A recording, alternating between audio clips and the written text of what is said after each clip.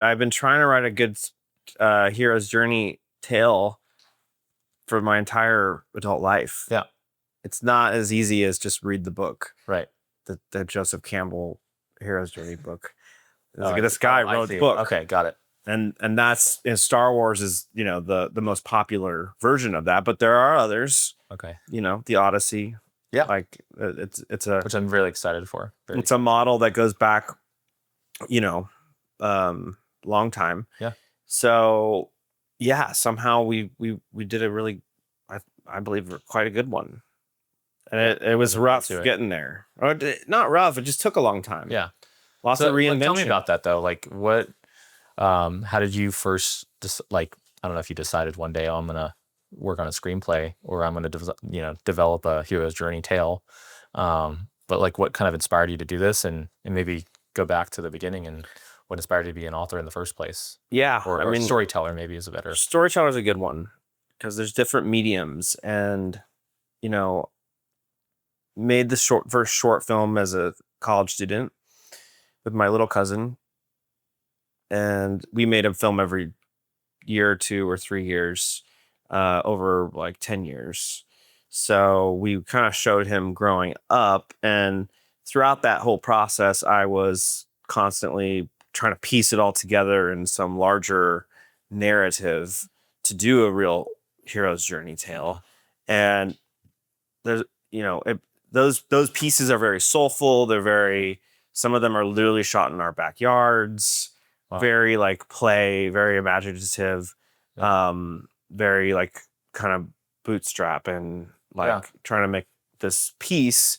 And we did make a kind of finishing piece. He joined the army and I asked if we could do one last one together. So we kind of, when he's 18, so we started when he was 9, we end when he's 18. Oh, wow. Yeah. So we show his growth. And we did like once he's no longer attractive. A farewell. Speak for yourself, P. Diddy. And we show sort of a farewell to that's like cool. the childhood.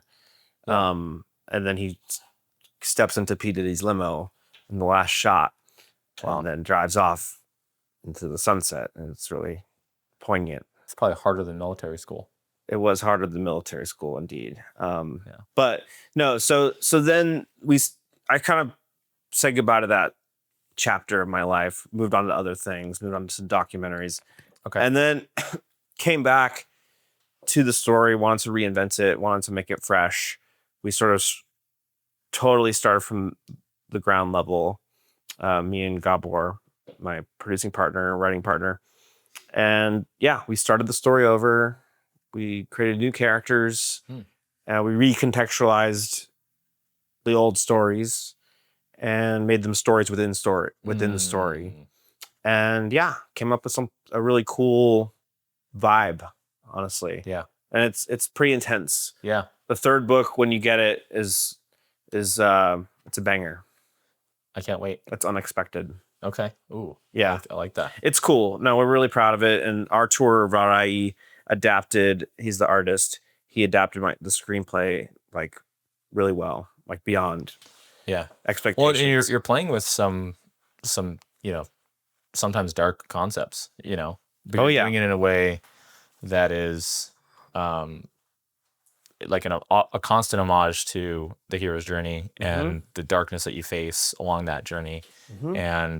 But that, again, that constitution in who he is and playing with his identity and trying to figure out who he is and what he wants to be.